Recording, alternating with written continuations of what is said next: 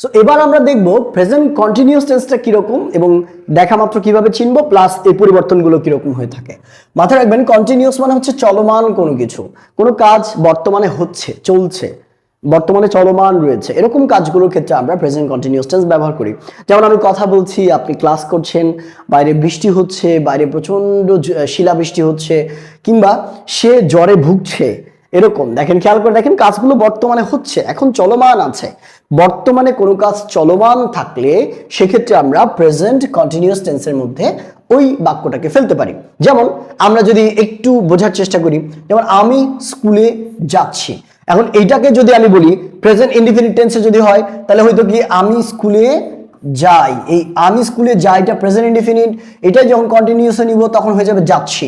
তারপরে সে বাজারে যায়, এই যায়টা হয়ে যাবে প্রেজেন্ট ইনডিফিনিট এবং এটাকে কন্টিনিউয়াসে নিলে কি হয়ে যাবে, সে বাজারে যাচ্ছে।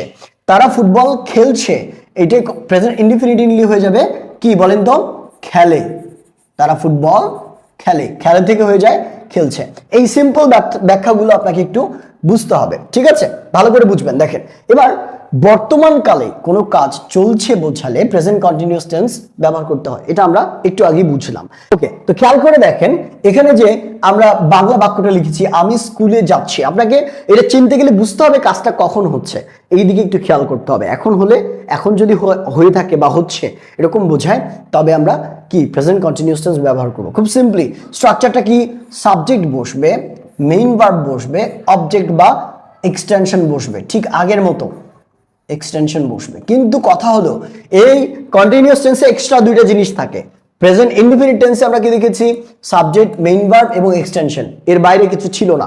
কিন্তু এখানে এক্সট্রা দুইটা জিনিস আছে, এম, ইজ, আর এবং ভার্বের সাথে আইএনজি। মাথায় রাখবেন ইনডিফিনিট থেকে কন্টিনিউয়াসের পার্থক্য শুধু এই দুইটা জিনিস। একটা কি, এই মেইন ভার্বের আগে একটা এম, ইজ অথবা আর অক্সিলিয়ারি ভার্ব যুক্ত করতে হবে এবং ওই ভার্বটার সাথে আইএনজি যুক্ত করতে হবে। এই দুইটা জিনিস যদি আপনি মাথায় রাখেন তাহলে কিন্তু বুঝবেন যে প্রেজেন্ট ইনডিফিনিটের থেকে কন্টিনিউয়াসটা কেন আলাদা। ওকে, সো একটু খেয়াল করে দেখেন তো, আমি বললাম যে আমি বাজারে যাই, তাহলে ওটা হয়তো আই গো টু মার্কেট, কিন্তু আমি বাজারে যাচ্ছি তখন হবে I am going to market. Say, আমি স্কুলে যাচ্ছি কন্টিনিউয়াস, তাহলে হবে আই অ্যাম, এই যে অক্সিলিয়ারি ভার্ব নিয়েছি, আই অ্যাম গোয়িং ভার্বের সাথে ING to school. He is going to market, they are playing cricket. তাহলে এখানে পরিবর্তনটা কোথায়, পরিবর্তনটা হচ্ছে অক্সিলিয়ারি প্লাস এই যে ভার্বের সাথে, ভার্বটা হচ্ছে প্লে, এর সাথে আমরা আইএনজি যুক্ত করলাম।